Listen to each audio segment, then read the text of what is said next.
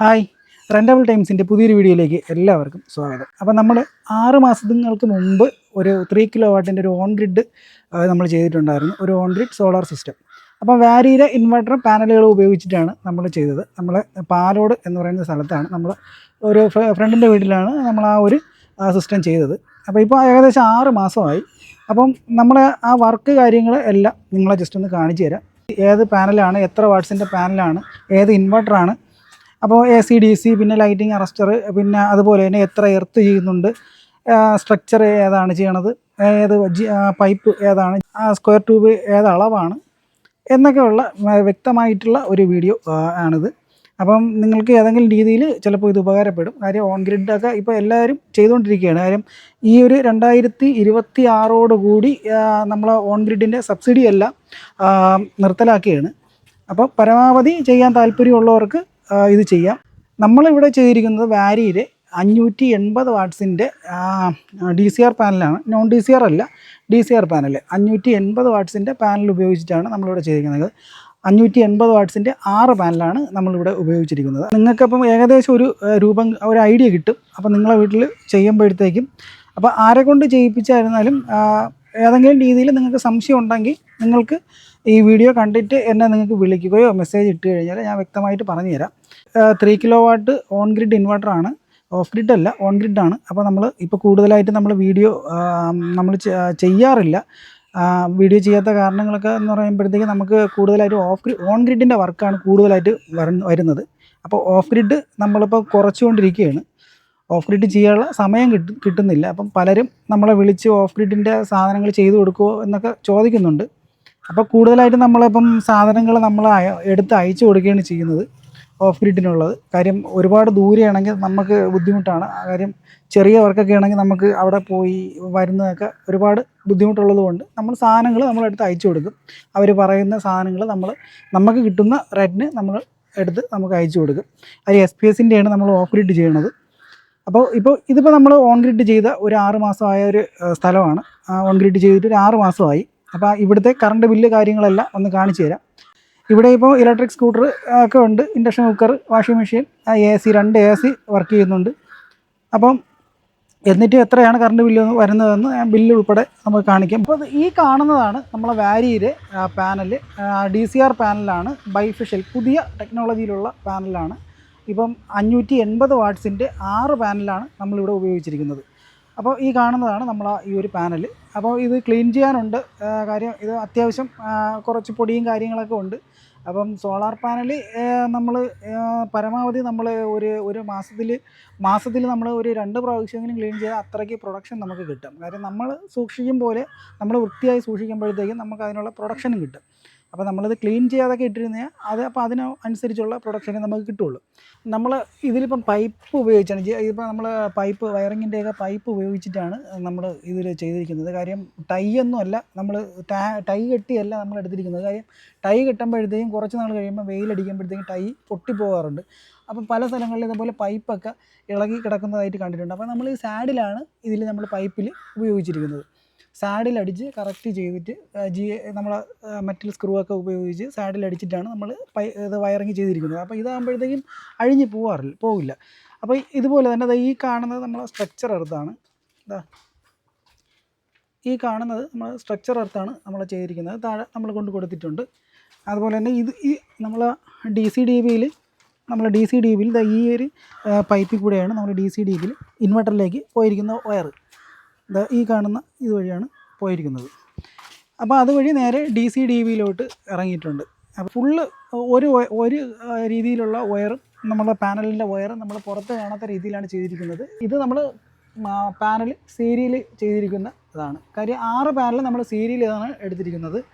6 panel serial ചെയ്തിട്ടാണ് നമ്മൾ DC distribution ബോക്സിലോട്ട് DC-DBയിലോട്ട് നമ്മൾ ഇറക്കിയിരിക്കുന്നത്. ഒറ്റ സ്പ്രിങ് ആയിട്ടാണ് ഇറക്കിയിരിക്കുന്നത്. അപ്പോൾ ഇതിൽ ഉപയോഗിച്ചിരിക്കുന്ന കേബിൾ എന്ന് പറയുമ്പോൾ 4mm കേബിളാണ്. അപ്പം ഓൺ ഗ്രിഡ് ആകുമ്പോഴത്തേക്ക് നമുക്ക് 4mm മതി. അപ്പോൾ ഓഫ് ഗ്രിഡ് ആകുമ്പോഴത്തേക്ക് നമ്മൾ പാരലൊക്കെ ചെയ്ത് ഒരുപാട് ആംപിയർ താഴോട്ട് വിടും. 6-ന് മുകളിലോട്ടുള്ള 6mm സ്ക്വയർ കേബിളെങ്കിൽ നമ്മൾ ഓഫ് ഗ്രിഡിന് ഉപയോഗിക്കണം. ഇതിപ്പോൾ ഓൺ ഗ്രിഡ് ആയതുകൊണ്ട് ഒരു 4mm കേബിൾ മതിയാവും. DC കേബിൾ മതിയാവും. പിന്നെ ഈ ഒരു സൈഡിലൊക്കെ എന്ന് പറയുമ്പോഴത്തേക്കും നമുക്ക് ഫുള്ള് പൈപ്പിംഗ് ആണ്. ഇതാ ഈ കാണുന്നത് പോലെ അത്യാവശ്യം നല്ല രീതിയിൽ ചെയ്തിട്ടുണ്ട്. ഇപ്പം നമ്മൾ ലൈറ്റ്നിങ് അറസ്റ്റർ നമ്മൾ ഇതാണ് സെറ്റ് ചെയ്തിരിക്കുന്നത്.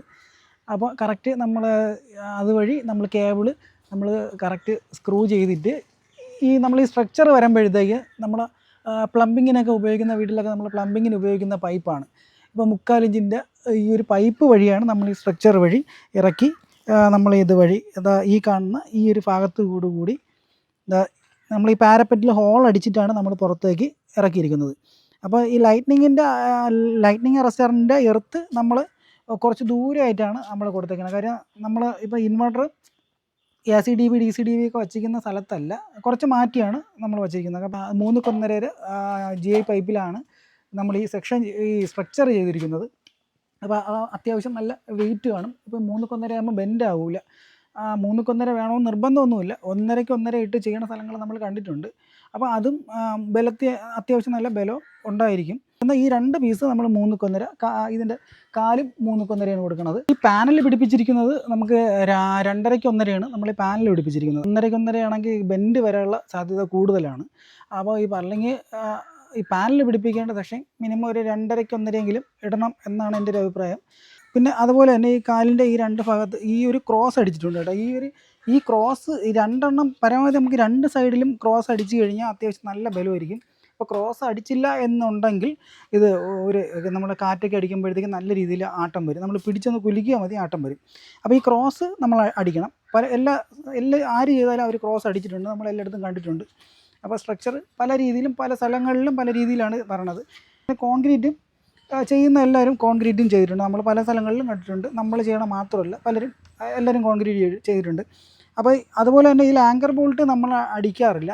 ആങ്കർ ബോൾട്ട് അടിക്കാതെ തന്നെ നമ്മൾ ബലം കുറവ് എന്നുണ്ടെങ്കിൽ നമ്മൾ ചിലപ്പം പാരപ്പറ്റിലൊക്കെ നമ്മൾ അടിക്കാറുണ്ട്. പാരപ്പറ്റിൽ ആങ്കർ ബോൾട്ട് അടിച്ചിട്ട് അടിക്കാറുണ്ട്. കാര്യം ചില സ്ഥലങ്ങളിൽ ചെല്ലുമ്പോൾ കസ്റ്റമർ പറയും നമ്മൾ ടെറസിൽ ലീക്ക് വരാൻ സാധ്യത കാണും, നമ്മൾ ആങ്കർ ബോൾട്ട് ചെയ്യരുതെന്ന് പറയും. അപ്പോൾ അതുകൊണ്ട് ആ സ്ഥലങ്ങളിലൊക്കെ നമ്മൾ പാരപ്പറ്റിലാണ് പൈപ്പ് അടിച്ച് വെൽഡ് ചെയ്ത് പിടിപ്പിക്കുന്നത്. അപ്പോൾ ഈ ഒരു ഭാഗത്തായിട്ടാണ് നമ്മൾ DC/DB AC/DB ഇൻവെർട്ടർ എല്ലാം സെറ്റ് ചെയ്തിരിക്കുന്നത്. നമ്മൾ സോളാർ മീറ്റർ ഒക്കെ ഇവിടെയാണ്, ഈ ഒരു ഭാഗത്തായിട്ടാണ് ചെയ്തിരിക്കുന്നത്. അപ്പോൾ ഇവിടെ ഈ ഒരു വയറിങ് നിങ്ങൾക്ക് കാണുമ്പോൾ തന്നെ മനസ്സിലാവും. കാര്യം കാര്യങ്ങളൊന്നുമില്ല, പൈപ്പിംഗ് ഒന്നും ചെയ്തിട്ടില്ല. കാര്യം ഇത് കൺസീൽഡ് ചെയ്തിട്ടുണ്ട്. നമ്മൾ പൈപ്പെല്ലാം നമ്മൾ വയർ വരുന്നതെല്ലാം നമ്മൾ കൺസീൽഡ് ചെയ്തിട്ടുണ്ട്. ഇപ്പം എർത്തായിരുന്നാലും നമ്മൾ എർത്ത് മാത്രമേ നമ്മൾ ഓപ്പണായിട്ട് ഇവിടെ കൊടുത്തിട്ടുള്ളൂ. ഈ DC എർത്താണ് ഈ ഒരു ലൈൻ വഴി പോയിട്ടുള്ളത്. ബാക്കിയെല്ലാം നമ്മളിവിടെ കൺസീൽഡാണ് ചെയ്തേക്കുന്നത്.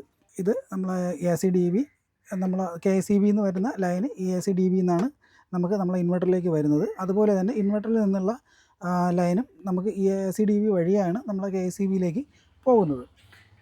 ഇതാണ് നമ്മളെ DC/DBയിൽ നമ്മളെ സോളാർ പാനലിൽ നിന്ന് വരുന്ന വയർ നേരിട്ട് നെഗറ്റീവും പോസിറ്റീവും നമ്മൾ ഈ DC/DBയിലേക്ക് വരുന്നുണ്ട്.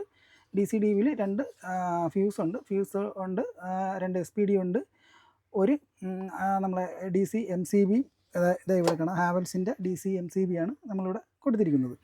അപ്പോൾ ഇതുപോലെ തന്നെ AC/DB ആയിരുന്നാലും ഇതുപോലെ തന്നെ ഒരു AC ഐസൊലേറ്ററും നമുക്ക് 2 SPD കാണാം.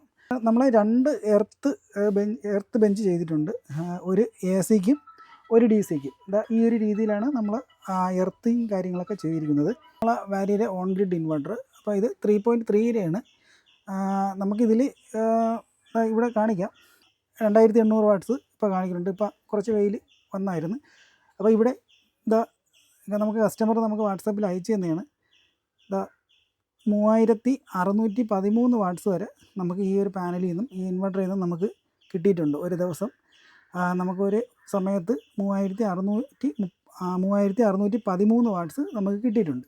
ഇത് നമ്മൾ വയ്ക്കുന്ന മീറ്ററാണ്, സോളാർ മീറ്റർ. അപ്പോൾ ഇതിലും നമുക്ക് പ്രൊഡക്ഷൻ എത്ര നമ്മൾ കൊടുത്തു എന്നൊക്കെ നമുക്ക് കൃത്യമായിട്ട് അറിയാൻ പറ്റും. അതുപോലെ തന്നെ നമുക്ക് ഇൻവെർട്ടറിലും നമുക്ക് കറക്റ്റായിട്ട് അറിയാൻ പറ്റും. അപ്പോൾ ഇത് KCBയിലെ ബൈഡയറക്ഷൽ മീറ്ററാണ്. ഇത് KCBയിൽ നിന്ന് കൊണ്ടുവയ്ക്കുന്ന മീറ്ററാണ്. അപ്പോൾ ഇതിൽ നമുക്ക് എക്സ്പോർട്ടും ഇമ്പോർട്ടും നമുക്ക് അറിയാൻ പറ്റും. അതൊക്കെ നിങ്ങൾക്ക് അറിയാവുന്നതായിരിക്കും. അപ്പോൾ നമ്മളെ വയറിങ്ങൊക്കെ അത്യാവശ്യം നല്ല രീതിയിൽ നമ്മൾ ഇവിടെ ചെയ്തിട്ടുണ്ട്. അത്യാവശ്യം നല്ല വൃത്തിയായിട്ട് തന്നെ നമ്മൾ ചെയ്തിട്ടുണ്ട്. ഇൻവെർട്ടറിൽ തന്നെ നമ്മൾ സ്പ്രിംഗ് ഹോസ് അല്ല, നമ്മൾ സ്പൈഡറാണ് ഉപയോഗിച്ചിരിക്കുന്നത്. അപ്പോൾ ഇത് ഇവിടുത്തെ കസ്റ്റമർ പ്രത്യേകം പറഞ്ഞിട്ടാണ് നമ്മൾ ഈ ഒരു സ്പൈഡർ നമ്മളിവിടെ സെറ്റ് ചെയ്തിരിക്കുന്നത്. അപ്പോൾ ഇതിനകത്തായിരുന്നാലും നമ്മൾ അത്യാവശ്യം നല്ല രീതിയിൽ വൃത്തിക്ക് നമ്മൾ വയറിങ്ങും കാര്യങ്ങളെല്ലാം ഒതുക്കി ചെയ്തിട്ടുണ്ട്. ഇവിടുത്തെ നേരത്തെ നമ്മളെ കറണ്ട് ബില്ല് ഒന്ന് കാണിക്കാം. 2033 നേരത്തെ ഇവിടെ കറണ്ട് ബില്ല് വന്നുകൊണ്ടിരുന്നത്. കാര്യം 2 AC ഒക്കെ ഇവിടെ റൺ ചെയ്യുമായിരുന്നു. ഇലക്ട്രിക് സ്കൂട്ടർ രണ്ടാമതാണ് മേടിച്ചത്. ഈ സോളാർ വെച്ചതിന് ശേഷമാണ് ഇവിടെ ഇലക്ട്രിക് സ്കൂട്ടർ മേടിച്ചത്. അപ്പോൾ ഇത് കഴിഞ്ഞ മാസത്തെ ബില്ലാണ്. ഈ ലാസ്റ്റ് ബില്ലാണ് 171 രൂപയാണ് നമ്മളെ ലാസ്റ്റ് ബില്ല് ഇവിടെ വരുന്നത്. ഇവിടെ സ്ഥിരമായിട്ട് ഈ ഒരു ബില്ലാണ് ഇപ്പം വരുന്നത്. അപ്പോൾ അത്യാവശ്യം നല്ല കറണ്ട് ബില്ല് കുറവാണ്. അപ്പോൾ ഓൺ ഗ്രിഡ് ഓഫ് ഗ്രിഡ് നമുക്ക് ചെയ്യാൻ പറ്റും. രണ്ടാമത് ഇവിടുത്തെ കസ്റ്റമർ തന്നെ സ്വന്തമായിട്ട് വിഷ്ണു എന്നാണ് പേര്, പുള്ളി സ്വന്തമായിട്ടൊരു ഓഫ് ഗ്രിഡും കൂടി ചെയ്തിട്ടുണ്ട്. സോളാർ വെച്ചതുകൊണ്ട് അപ്പോൾ ഓഫ് ഗ്രിഡ് വെച്ച് നമുക്ക് ബാറ്ററി ചാർജും ചെയ്യാം. അപ്പോൾ കറണ്ട് പോയി കഴിഞ്ഞാലും നമുക്ക് നമ്മളെ വീട്ടിൽ അത്യാവശ്യ കാര്യങ്ങളൊക്കെ നടക്കും. അതുകൊണ്ടൊരു ഓഫ് ഗ്രിഡും കൂടെ ചെയ്തിട്ടുണ്ട്. അത് പുള്ളി സ്വന്തമായിട്ടാണ് ചെയ്തത്. കാര്യം ഇലക്ട്രീഷ്യനാണ് പുള്ളി. അപ്പോൾ ഒരു 100 AH ഒരു ലിഥിയം ബാറ്ററിയും ഒരു 1 kV ഒരു ഇൻവെർട്ടറും കൂടെ വെച്ച് സ്വന്തമായിട്ടൊരു ഓഫ് ഗ്രിഡും കൂടെ ചെയ്തിട്ടുണ്ട്. അപ്പോൾ കറണ്ട് പോകുമ്പോഴത്തേക്കും കുഴപ്പമില്ല. അതിൽ നിന്ന് ഡയറക്റ്റായിട്ട് നമുക്ക് ഓഫ് ഗ്രിഡ് ചാർജ് ചെയ്യാൻ പറ്റില്ല. നമ്മളെ വീട്ടിൽ കറണ്ട് ഉപയോഗിച്ച് നമുക്ക് ചാർജ് ചെയ്യാം. കറണ്ട് ബില്ല് നമുക്ക് കുറയ്ക്കാൻ പറ്റും. നിങ്ങൾക്ക് ഈ ഒരു വീഡിയോ ഏതെങ്കിലും രീതിയിൽ ഉപകാരപ്പെടുകയാണെങ്കിൽ നമ്മുടെ ചാനലൊന്ന് സബ്സ്ക്രൈബ് ചെയ്യുക. കൂടാതെ ലൈക്ക്, ഷെയർ, കമൻറ്റും കൂടി ചെയ്യുക. ഈ ഒരു വീഡിയോയുമായി വീണ്ടും കാണുന്നത് വരെ ബൈ.